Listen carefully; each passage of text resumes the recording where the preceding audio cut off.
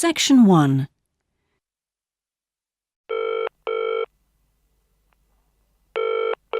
Hello? Motor Insurance Department? Oh, hello. I'd like to ask about insurance for my car. Yes, of course. I'll just take a few details. What's your name? Patrick Jones. And your address? It's 27 Bank Road. 27 Bank Road. Is that in Greendale? Yes. And what's your daytime phone number? My work number is 730453. And could I ask what your occupation is? Dentist. OK. Now, a few details about your car. What size is the engine? It's 1200 cc's. Thank you. And the make and model? It's a Houghton Sable. Could you spell the model name, please? Yes. Sable. Oh, yes. Thanks. And when was it made? 1997. Lovely. Right. I presume you've had a previous insurer? Yes. Right. We need to know the name of the company. Yes. It was Northern Star. Thank you. And have you made any insurance claims in the last 5 years? Yes. One in 1999. And what was the problem? It was stolen. But That's fine, Mr. Jones. That's all we need to know at the moment. And will there be any other named drivers? just the one.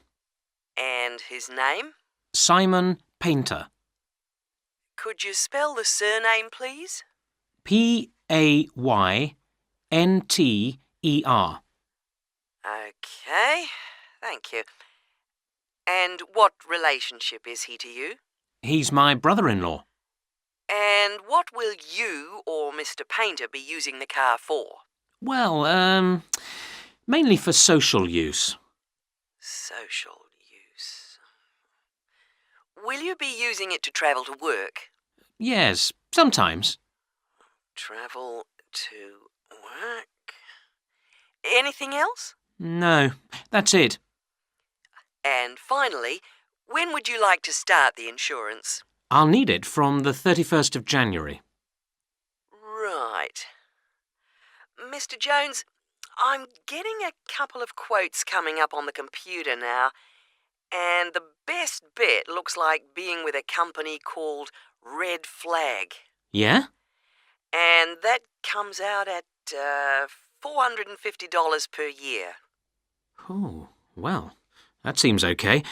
It's quite a bit lower than I've been paying up to now. Great. So, would you like me to go ahead with that? Sure, why not? How would you like to pay? Section 2. Thank you for calling the tourist line. There are many different ways of getting round the city, and we'd like to suggest some you may not have thought of. How about a city trip by boat? There are 4 main stopping points. From west to east, Stop A, Greenbanks, Stop B, City Bridge, Stop C, Roman Landing, and Stop D, Newtown. You can find the main booking office at Stop A. The first boat leaves at 8 a.m. and the last one at 6:30 p.m. There are also many attractions you can visit along the river. At Stop A, if you have time, you can visit the fine 16th century palace here, built for the king, with its beautiful formal gardens. It's very near the booking office. Now you can enjoy every corner of this superb residence. Stop B. Why don't you visit Tower Restaurant with its wide range of refreshments? This is a place where you can sit and enjoy the wonderful views over the old commercial and banking centre of the city. Stop C is the area where, in the 1st century AD, invading soldiers crossed the river. This was much shallower than it is now. That's why this area is called Roman Landing. There's an interactive museum to visit here, with a large shop which has a good range of local history books. At the furthest point of the trip, Stop D, the most exciting place to visit is the new entertainment complex with 7-screen cinema, bowling alley and video games arcade.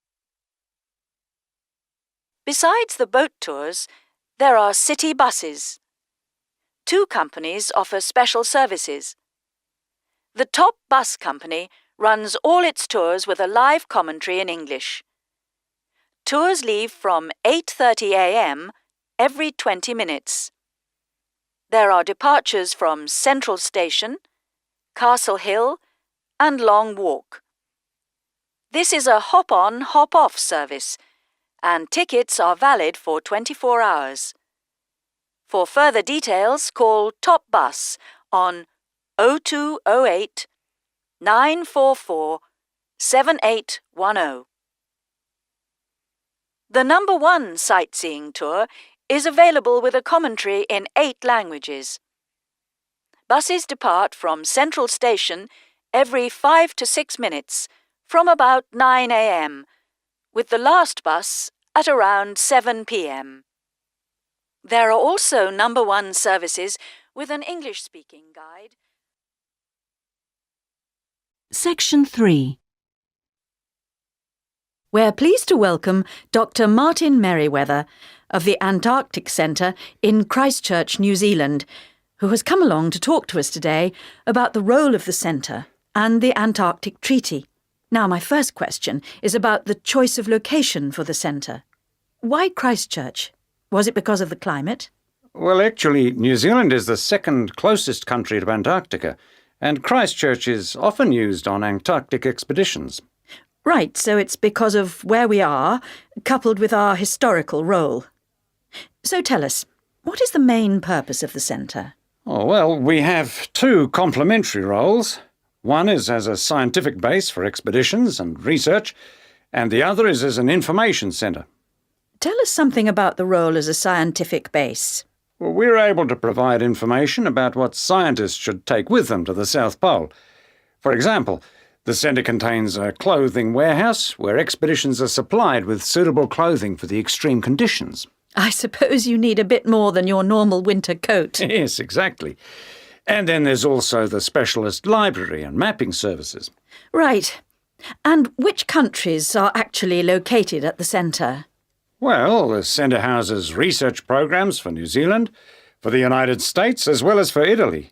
There's even a US post office at the American Air Force Base here. Really? And what does the Visitors Centre offer? Well, since very few people will ever experience the Antarctic firsthand, the Visitors Centre aims to recreate the atmosphere of Antarctica. There's a mock campsite where you can see inside an Antarctic tent and imagine yourself sleeping there.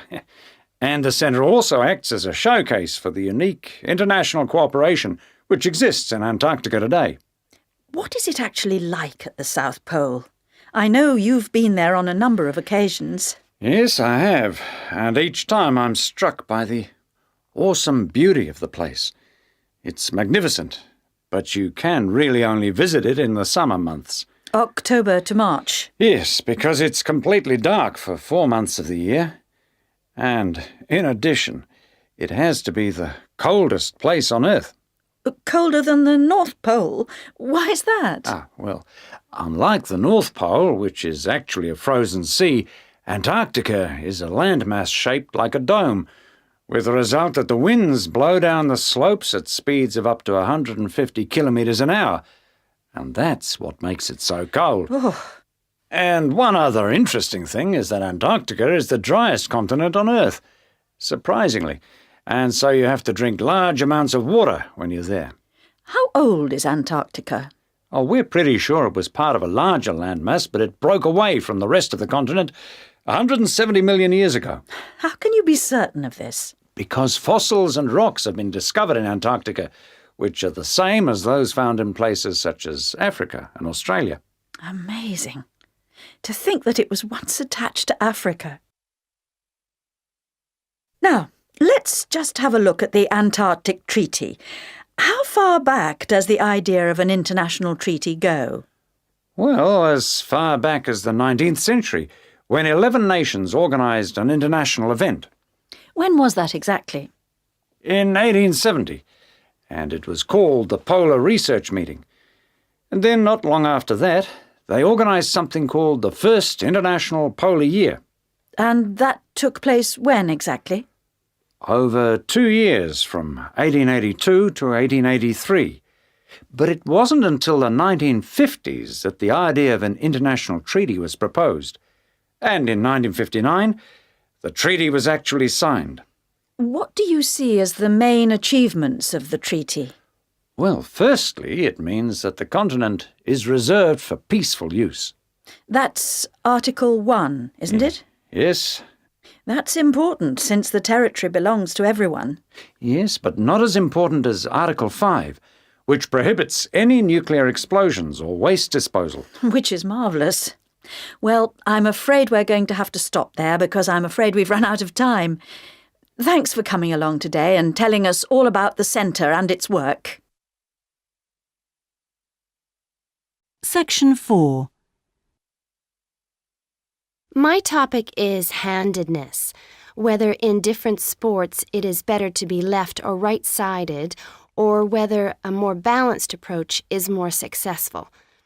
I'm left-handed myself, and I actually didn't see any relevance to my own life when I happened to start reading an article by a sports psychologist called Peter Matthews.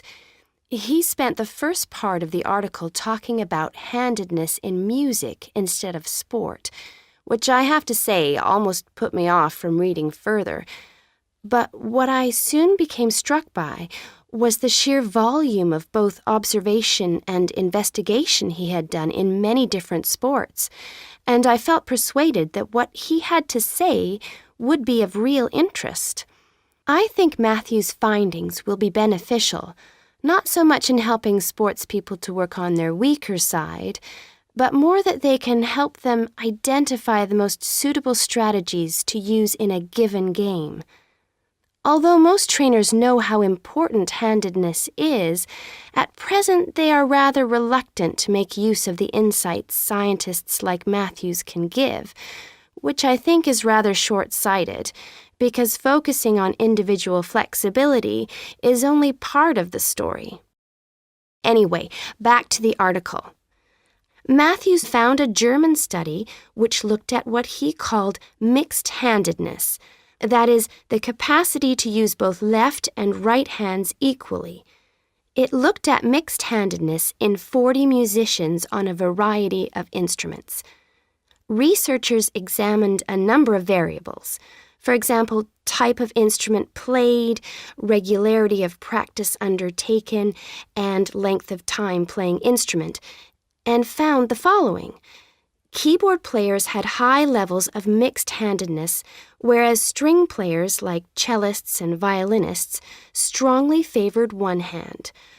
Also, those who started younger were more mixed-handed. Matthews also reports studies of handedness in apes.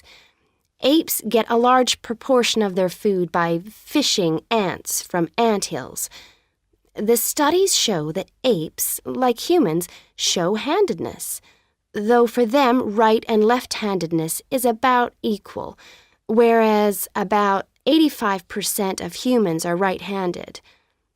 Studies showed that apes consistently using the same hand fished out 30% more ants than those varying between the two.